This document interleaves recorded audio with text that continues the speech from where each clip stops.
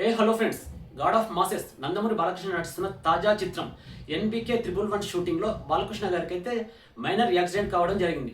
అసలు ఏమైందంటే వివరాల్లోకి వెళ్తే డైరెక్టర్ గోపిచంద్ మల్లేని ఇంకా బాలకృష్ణ కాంబినేషన్లో ఎన్బికే 111 షూటింగ్లో భాగంగా ఒక యాక్షన్ ఎపిసోడ్ కోసం బాలకృష్ణ ఇంకా మూవీలోని ఇతర విలన్ల మీద భారీ యాక్షన్ ఎపిసోడ్ ప్లాన్ చేశారు డైరెక్టర్ గోపిచంద్ మల్లేని.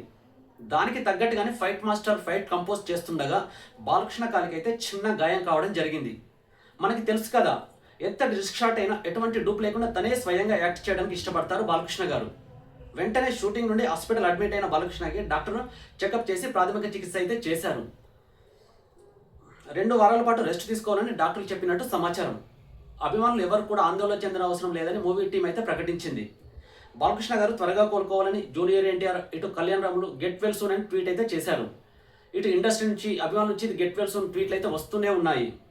బాలకృష్ణ గారికి పెద్ద గాయం కాకపోవడం ఆనందకరమే అయినా బాలకృష్ణ గారు ఇప్పటి నుంచైనా ఇలాంటి భారీ యాక్షన్ ఎపిసోడ్ల కోసం డూప్ని సెలెక్ట్ చేసుకుంటే మంచిది. ఒకప్పుడు డూప్ లేకుండా బాలకృష్ణ గారు ఎన్నో సినిమాలు యాక్ట్ చేశారు. రౌడీ ఇన్స్పెక్టర్, నిప్పురవ్వ, సమరసింహారెడ్డి ఇలా చాలా చిత్రాలు తనే స్వయంగా ఎటువంటి డూప్ అవసరం లేకుండా చేశారు. కానీ ఇప్పుడు కాదు, వయసు కూడా కొంచెం చూసుకోవాలి. ఈ వయసులో ఇలాంటి రిస్క్ యాక్షన్ ఎపిసోడ్తో వీలైతే డూప్తో లేదంటే ఇప్పుడున్న టెక్నాలజీ ఉపయోగించి షూటింగ్ కంప్లీట్ చేసుకుంటే మంచిదని ఆయన అభిమానులు కోరుకుంటున్నారు. మరి ఈ షూటింగ్ అయిపోయిందా, సినిమా వాయిదా పడుతుందా అంటే అదేం లేదు. మూవీ అనుకున్నట్టుగానే డిసెంబర్లో రిలీజ్ అవుతుంది.